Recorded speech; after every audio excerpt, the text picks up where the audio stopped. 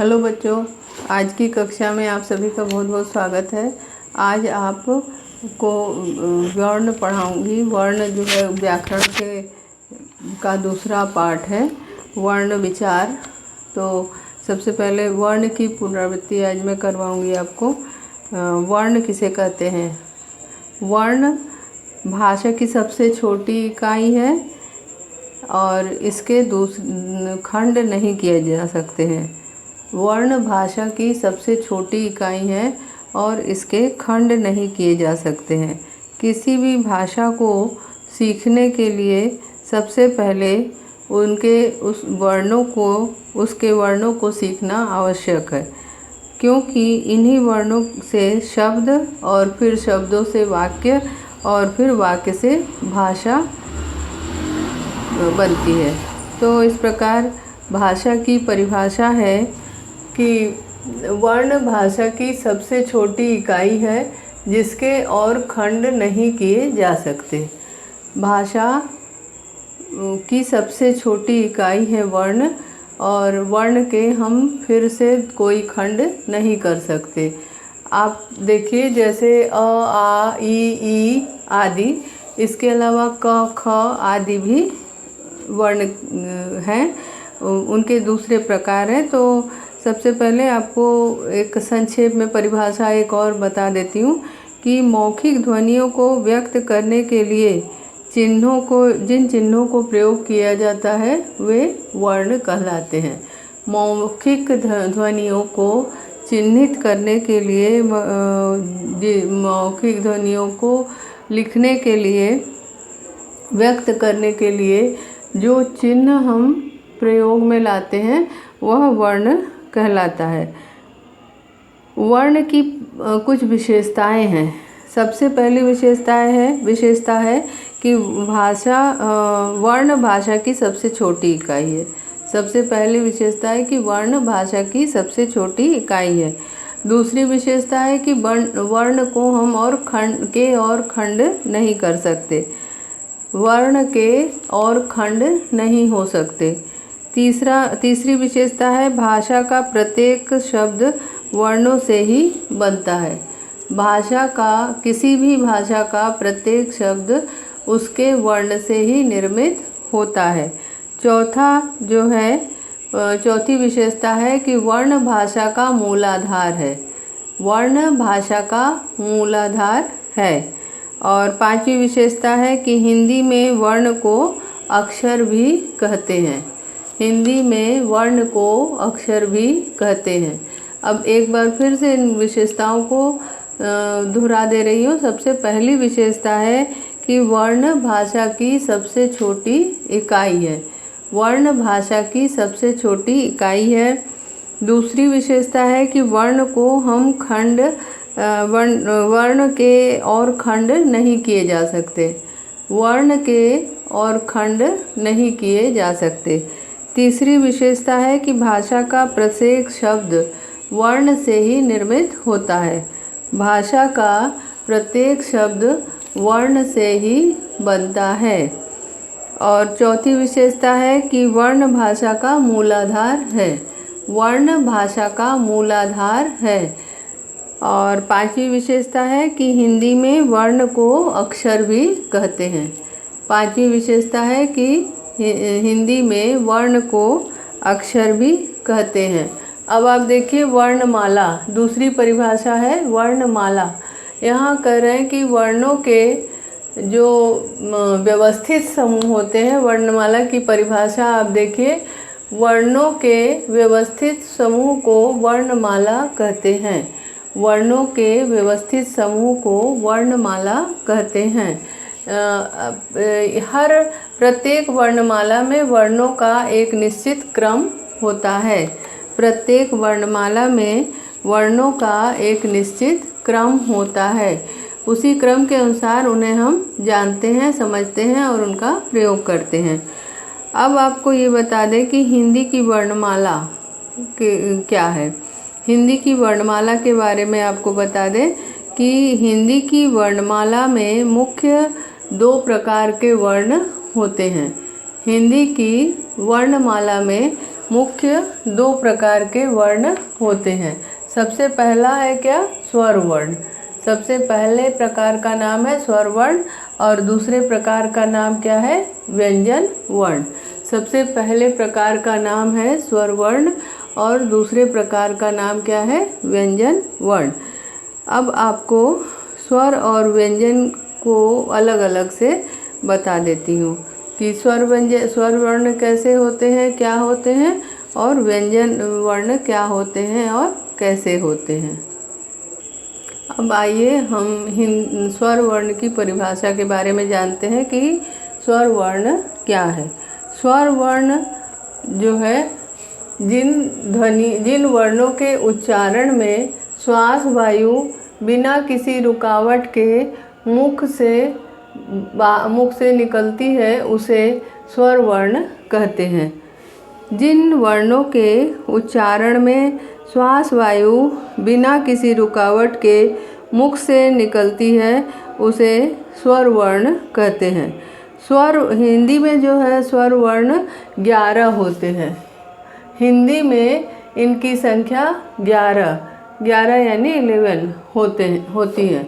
ठीक है, हिंदी में स्वर वर्णों की संख्या है 11।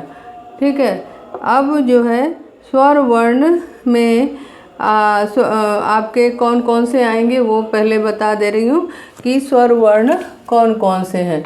जैसे आप अब लिखिएगा कि कौन कौन से हैं।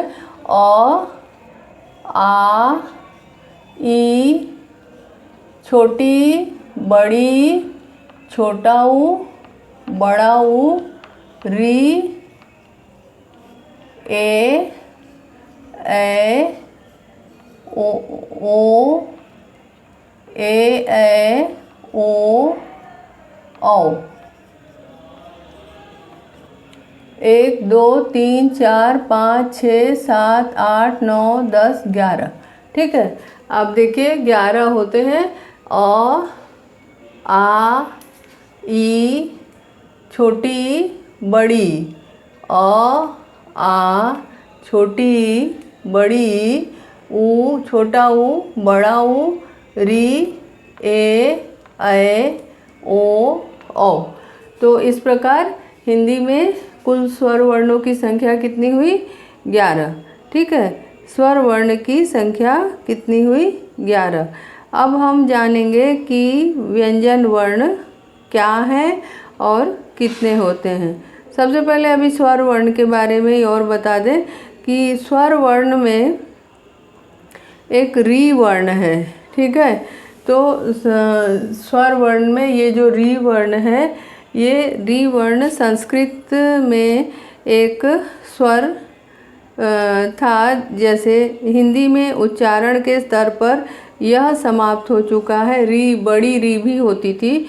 आजकल केवल तत्सम शब्दों में ही लेखन में ही इनका प्रयोग होता है और इनका उच्चारण री के रूप में होता है। र पे छोटी के रूप में किया जाता है। ठीक है, अब हम स्वरों के भेद के बारे में बता दें। इसके पश्चात आपको स्वरों के भेद के बारे में बता देते हैं। स्वर के मुख्य 3 भेद होते हैं। स्वर के मुख्य 3 भेद होते हैं। कुछ स्वरों के उच्चारण में कम समय लगता है और कुछ स्वरों के उच्चारण में अधिक समय लगता है और उच्चारण में लगने वाले समय के आधार पर हम शब्दों के 3 भेद करते हैं। ठीक है, कुछ स्वरों के उच्चारण में कम समय का प्रयोग किया जाता है, कम समय लगता है, और कुछ स्वर ऐसे हैं जिसमें ज़्यादा समय लगता है, जिनके उच्चारण में ज़्यादा समय लगता है। तो इस प्रकार समय के अनुसार हम उनके भेद करते हैं। तो इस प्रकार से समय के अनुसार जो हम भेद करते हैं तो उसमें स्वर की संख्या, स्वर के भेद स्वर के प्रकार जो है 3 प्रकार के माने जाते हैं। सबसे पहला प्रकार है ह्रस्व स्वर। छोटा, जैसे छोटी, जैसे हम लोग अभी बता रहे थे छोटी, छोटा ऊ, तो उसको ह्रस्व स्वर कहते हैं। ह्रस्व स्वर में सभी कम समय लगता है और सभी छोटे जिसमें कम मतलब जिन स्वरों में के उच्चारण में एक मात्रा का समय लगता है, जिन स्वरों के उच्चारण में एक मात्रा का समय लगता है, ऐसे स्वर ह्रस्व स्वर कहलाते हैं। ह्रस्व स्वर की परिभाषा है कि जिन स्वरों के उच्चारण में एक मात्रा का समय लगता है, ऐसे स्वर ह्रस्व स्वर कहलाते हैं। हिंदी में 4 प्रकार के ह्रस्व स्वर हैं। ह्रस्व स्वर जो है हिंदी में 4 प्रकार के हैं, अ, ई, उ और री। ये अ देखिए इसमें मात्रा नहीं है, छोटी ई एक है ह्रस्व स्वर, इसी तरह छोटा ऊ भी एक ह्रस्व स्वर है और इसी प्रकार री भी ह्रस्व स्वर है। तो हिंदी में कुल मिला के 4 ह्रस्व स्वर होते हैं, अ, छोटी ई और छोटा ऊ और री। तो इस प्रकार हिंदी के 4 ह्रस्व स्वर के बारे में आपने जाना। ह्रस्व स्वर को मूल स्वर भी कहा जाता है। ह्रस्व स्वर को मूल स्वर भी कहा जाता है। अब आप आइए देखें कि स्वर दीर्घ स्वर क्या है। आइए जानें कि दीर्घ स्वर क्या है। दीर्घ स्वर वे स्वर होते हैं कि जिन स्वरों के उच्चारण में ह्रस्व स्वरों से थोड़ा ज़्यादा समय लगता है, थोड़ा यानी कि उसकी तुलना में दुगना समय लगता है। प्रायः ऐसे स्वरों में 2 मात्राएं लगती हैं, वे स्वर दीर्घ स्वर कहलाते हैं। जिन स्वरों के उच्चारण में ह्रस्व स्वरों से ज़्यादा समय लगता है, या ये कहें कि ह्रस्व स्वरों का दुगना समय लगता है, ऐसे स्वर को हम दीर्घ स्वर कहते हैं। ठीक है। हिंदी में ह्रस्व स्वर की संख्या कुल मिलाकर के आप देखिए कौन कौन से हैं। आ, ई बड़ी, आ ये दीर्घ स्वर है, ये दीर्घ स्वर है, ये दीर्घ स्वर है। ठीक है, ये दीर्घ स्वर है। इसके बाद ये दीर्घ स्वर है और ये दीर्घ स्वर है। ये और ये दोनों दीर्घ स्वर हैं। तो कौन कौन से हुए? सबसे पहले आ, फिर बड़ी, फिर बड़ाऊ, फिर ए और ओ औ, ए ओ और औ, ये सभी जो है दीर्घ स्वर हैं। आ, बड़ी, बड़ाऊ, ए और ओ औ। ठीक है। तो दीर्घ स्वर कौन से होते हैं? जो स्वर में ह्रस्व स्वर से करीब दुगना समय लगता है, जिनके उच्चारण में, ऐसे स्वरों को हम दीर्घ स्वर कहते हैं। और हिंदी में कुल मिलाकर के 7 प्रकार के दीर्घ स्वर होते हैं, जो हैं आ, बड़ी, बड़ाऊ, ए ओ औ। अब तीसरा प्रकार जो स्वर का है वह है प्लुत स्वर। ठीक है, उसे प्लुत स्वर कहते हैं। प्लुत स्वर का उच्चारण कितना समय लगता है? प्लुत स्वर में, प्लुत स्वर में के उच्चारण में स्वरों के उच्चारण जो दीर्घ स्वर है और उसका तिगुना समय लगता है। ठीक है, जो ह्रस्व स्वर है उसका तिगुना समय लगता है प्लुत स्वरों के उच्चारण में, और तब वह प्लुत स्वर कहलाते हैं। प्लुत स्वर का उच्चारण लगभग अब लुप्त हो चुका है। प्लुत स्वरों का उच्चारण अब लगभग लुप्त हो चुका है। प्लुत स्वर का प्रयोग प्रायः किसी दूर से पुकारे जाने के में किया जाता है, या तो हिंदी में प्लुत स्वर का प्रयोग एक प्रसिद्ध उसके प्रयोग का उदाहरण है ओम। ठीक है, ओम शब्द जो है वह प्लुत स्वर का एक प्रसिद्ध उदाहरण है। तो इस प्रकार प्लुत स्वर वे होते हैं जिसमें ह्रस्व स्वर का तिगुना समय लगता है। ह्रस्व स्वर से तिगुना समय लगता है, ऐसे स्वरों को हम प्लुत स्वर कहते हैं। और इनका प्रयोग अभी नहीं होता है, लुप्त हो चला है। और केवल एक ही उदाहरण इसका मिलता है। या दूर से किसी को पुकारे तो वह प्लुत स्वर हो जाएगा, और नहीं तो इसका एक ही उदाहरण है, वो है ओम। अब स्वरों की मात्राएं। स्वरों की मात्राएं क्या होती हैं? स्वर में जो है दो स्वर का प्रयोग दो प्रकार से किया जाता है। पहला स्वतंत्र रूप में और दूसरा व्यंजनों के साथ। स्वर का प्रयोग हम दो रूप में करते हैं, एक स्वतंत्र रूप में करते हैं और एक हम व्यंजन के साथ करते हैं।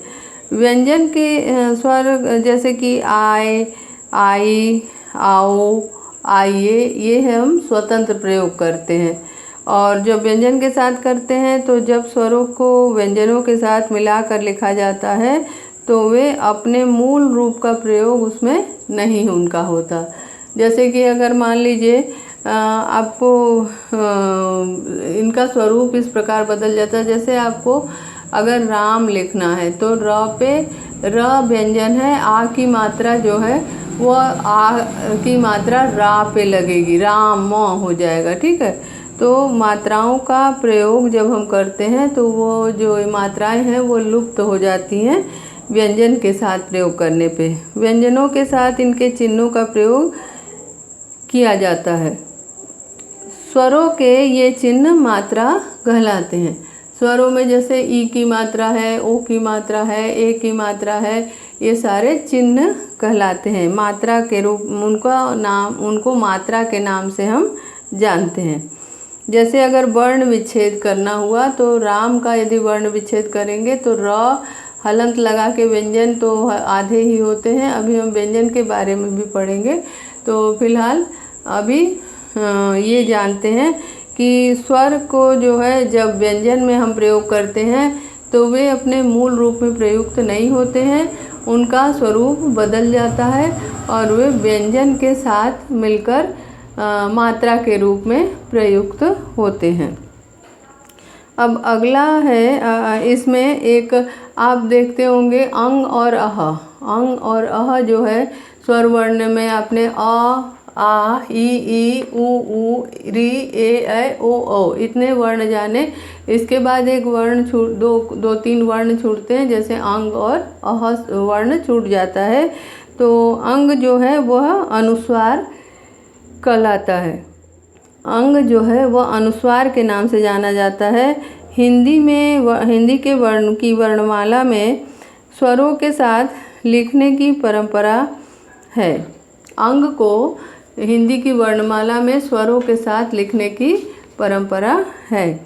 जैसे हम लोग आप बचपन में भी पढ़ चुके होंगे अ, आ, ई, उ, ए, ऐ, ओ, अंग, अह। ठीक है, हम अंत में अंग आह बोलते हैं। तो अंत में बोलने की इसमें बोला जाता है अंत में, परंतु अनुस्वार स्वर नहीं है। ठीक है, अनुस्वार जो है वह स्वर नहीं है। इसको तथा व्यंजन भी नहीं है। ये न तो स्वर है और न तो व्यंजन है। अनुस्वार का उच्चारण नाक से किया जाता है। अनुस्वार के उच्चारण में नाक का प्रयोग करते हैं। ये ध्वनि जो है नाक से निकलती है तथा इनके उच्चारण को स्वर की अपेक्षा जोर से होता है। इनका उच्चारण स्वर की अपेक्षा जोर से होता है। जिस वर्ण का उच्चारण नासिका से किया जाता है और वर्ण के ऊपर एक बिंदी लगाई जाती है उसको अनुस्वार कहते हैं। ऐसे करके इसके ऊपर बिंदी लगाई जाएगी। ठीक है, तो जिन स्वरों का उच्चारण नाक से होता है और उनके ऊपर बिंदी लगाई जाती है, ऐसे स्वरों को हम क्या कहते हैं? ऐसे स्वरों को हम अनुस्वार कहते हैं। अनुस्वार जो है, जैसे आप गंदा शब्द देखते होंगे, गंदा, मंद, चंचल आदि ये शब्द हैं, ये इसमें अनुस्वार लगे हुए हैं। अब दूसरा जो है वो अनुनासिक कहलाता है। अंग के बाद अनुनासिक, अंग के साथ ही साथ एक चंद्र बिंदी आपने देखा होगा। चंद्र बिंदी को हम क्या कहते हैं? अनुनासिक। चंद्र बिंदी को हम क्या कहते हैं? अनुनासिक। तो जब किसी वर्ण का उच्चारण करते समय हवा मुख और नाक दोनों से साथ साथ निकलती है। जब किसी वर्ण का उच्चारण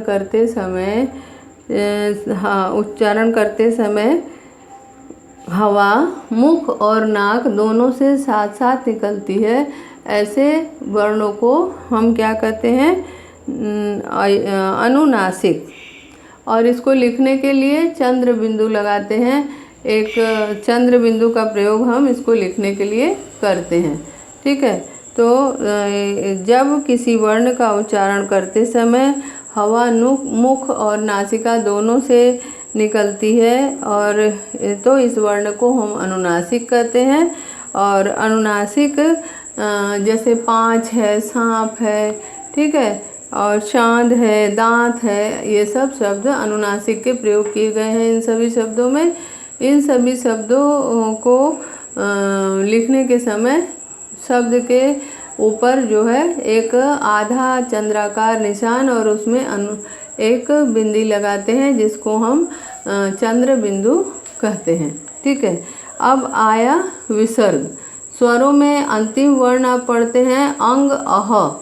अह जो वर्ण है वो विसर्ग के रूप में आता है, इसको कहते हैं विसर्ग। विसर्ग को भी हिंदी स्वरों में ही लिखने की परंपरा है। विसर्ग को भी हिंदी के स्वर वर्णों में ही लिखा जाता है, ऐसी परंपरा शुरू से चली आ रही है। परंतु यह भी स्वर नहीं है, परंतु यदि देखा जाए तो यह भी स्वर नहीं है। और विसर्ग को व्यंजन भी नहीं कह सकते हैं और स्वर भी नहीं कहा जा सकता है। विसर्ग जो है व्यंजन के कोटि में भी नहीं आता और स्वर की कोटि में भी नहीं आता। विसर्ग का उच्चारण हम ह के रूप में करते हैं। विसर्ग का उच्चारण हम ह के रूप में करते हैं। जैसे अंग अह, अंग अह, ह की ध्वनि अंत में आती है। यह केवल जो है ये तत्सम शब्दों के साथ ही इनका प्रयोग होता है। इनका प्रयोग तत्सम शब्दों के साथ ही होता है। जैसे प्रातः, तत्सम शब्द प्रातः, इसके साथ ही इसका प्रयोग होगा। अनुस्वार अनुनासिक, इन दोनों में अंतर अब जान लेते हैं कि दोनों में क्या अंतर है। अनुस्वार यानी कि अनुस्वार को लिखने का तरीका है एक लाइन खींच के ऊपर डॉट लगाते हैं, और अनुनासिक को लिखने का तरीका है एक लाइन खींच के एक आधा सर्कल और एक बिंदी। ठीक है, ये अनुनासिक है और ये अनुस्वार है। ये अनुनासिक और ये अनुस्वार है। ठीक है, ये क्या है? अनुस्वार। ये अनुस्वार है और दूसरा वाला क्या है? अनुनासिक। अनुनासिक। देखिए, इनको हम पूरी तरह से नाक से निकालते हैं। इसकी ध्वनि नाक से निकलती है और इसकी ध्वनि नाक और मुख से, गले से निकलती है। ठीक है, नाक और मुख से बराबर मात्रा में निकलती है। तो इसमें दोनों में अंतर क्या है कि उच्चारण में श्वास वायु केवल नासिका से यदि निकलती है तो उसको अनुनासिक कहते हैं, और जब वही ध्वनि मुख और नाक दोनों से निकलती है तो उसे मतलब कि जो ध्वनि नाक से निकलती है उसे अनुस्वार कहते हैं, और मुख और नाक दोनों से जब ध्वनि निकलती है तो अनुनासिक कहते हैं। जैसे कि हंस जो है वो अनुस्वार है। हंस, हाँ पे बिंदी और स, हंस हो गया अनुस्वार। और दूसरा जो है चाँद, जैसे अगर बोलते हैं हाँ हंस, यदि बोलते हैं हंस और हंस, ये जो है इसमें आप देखिए अनुस्वार का एक उदाहरण हंस, ये अनुस्वार का उदाहरण है, और ये देखिए अनुनासिक का उदाहरण है। देखिए हंस और हंस, हंस में नाक से ध्वनि निकल रही है, हंस बोलेंगे, और हंस में अनुनासिक बोल है। इसमें मुख और गला दोनों, मुख और नाक दोनों का प्रयोग किया जाता है। मुख और नासिका दोनों से हवा निकलती है। ये नासिका जो ये दोनों स्वर वर्ण ये दोनों अनुनासिक और अनुस्वार के अंतर्गत आएंगे। अब हम जानेंगे कि व्यंजन क्या है। अब हम व्यंजन के बारे में जानेंगे। व्यंजन वर्ण क्या है। सबसे पहले आपने स्वर वर्ण जाना, अब स्वर वर्ण के बाद व्यंजन वर्ण की परिभाषा जानेंगे कि व्यंजन वर्ण क्या है। ठीक है, व्यंजन वर्ण किसे कहते हैं। जिन ध्वनियों के उच्चारण करते समय हमारी श्वास वायु मुख के किसी भाग जैसे दांत, ओष्ठ, तालु से टकराकर बाहर निकलती है, उन्हें व्यंजन वर्ण कहते हैं। इसकी परिभाषा लिख लीजिए कि जिन वर्णों के उच्चारण में हमारी जिन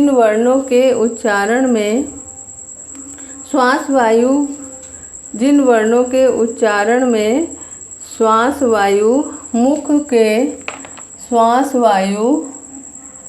श्वास वायु मुख के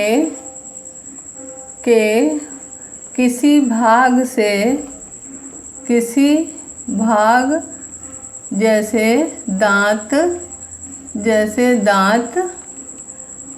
जैसे किसी भाग में दांत आ जाएगा और आपका ओष्ठ तालु, दांत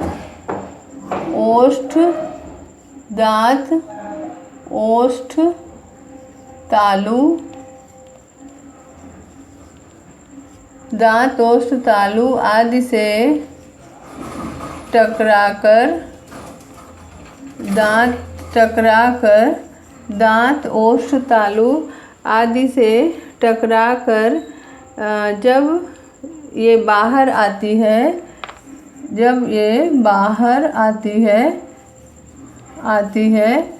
तो उसे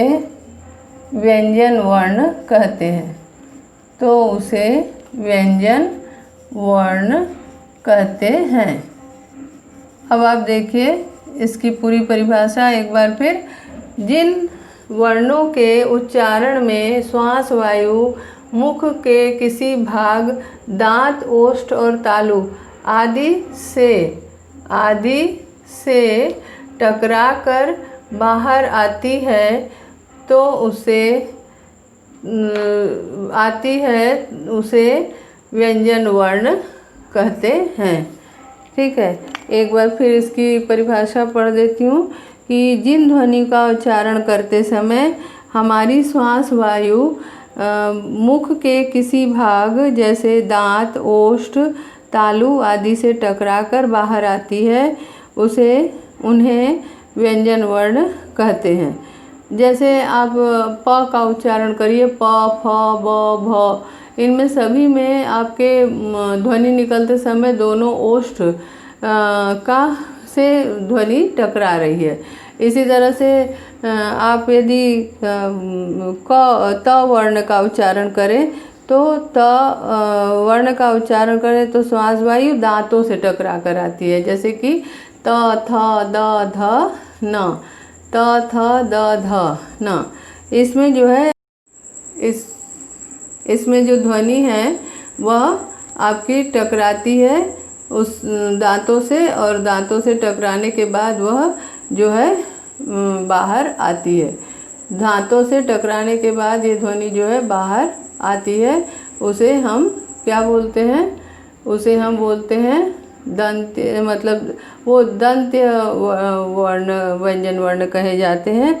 और इस प्रकार कभी जो है, कभी जैसे क वर्ण है, क का उच्चारण यदि हम करें तो क का उच्चारण करते समय श्वास वायु जो है वो गले से टकराकर बाहर आती है। क वर्ण का उच्चारण करने पे ध्वनि जो है गले से निकलती है।